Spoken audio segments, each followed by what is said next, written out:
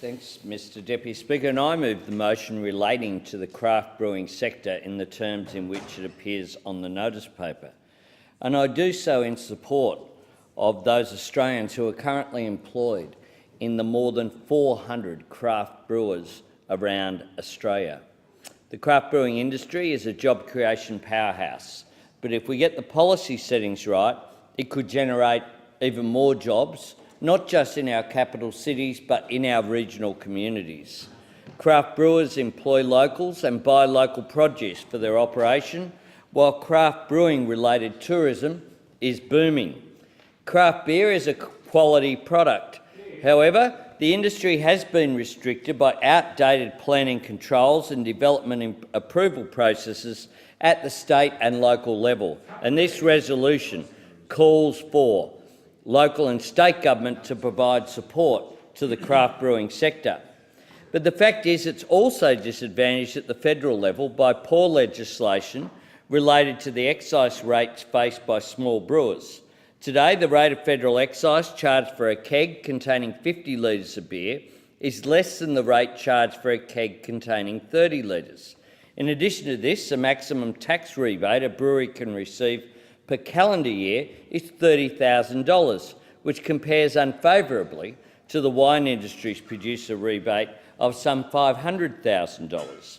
These anomalies put Australia's craft beer brewers at a competitive disadvantage against more mass-produced beers. Now, with excise making up approximately 40% of operating costs for most craft breweries in Australia, this has to change. On Friday, 5 brewers from the inner west of Sydney and my electorate came together to form an industry association that aims to turn the precinct into the craft beer capital of Australia. This association was formed following a forum of microbrewers I hosted in March with the Shadow Minister for Agriculture, Joel Fitzgibbon. Peter Phillip is the founder of Wayward Brewing Company located in Camperdown and one of the 5 founding members of the association.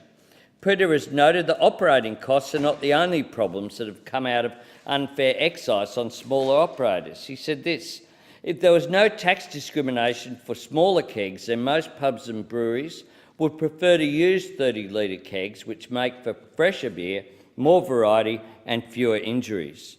Not only would changing the excise on craft brewers give the industry the economic shot in the arm it needs, it would also lead to safer working conditions and better beer. As our brewers do better, so do the industries that they rely on for their operation. Microbreweries are large consumers of agricultural produce, going through tonnes of grain and hops a week, mostly Australian grown. Hops growers have gone from selling low-value bittering hops to the big breweries to selling high-value, innovative hops to craft breweries. The unique beers produced by these unique ingredients are fuelling the premium beer sector in China, estimated to be worth some $35 billion by 2020.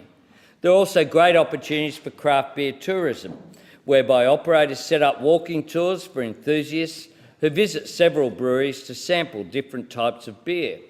If the government is serious about supporting small business in Australia, then it needs to get serious about changing the legislation to help our brewers.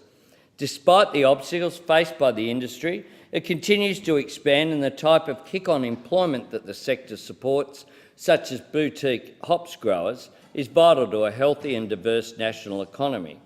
With proper support from the federal government, the potential for growth is enormous.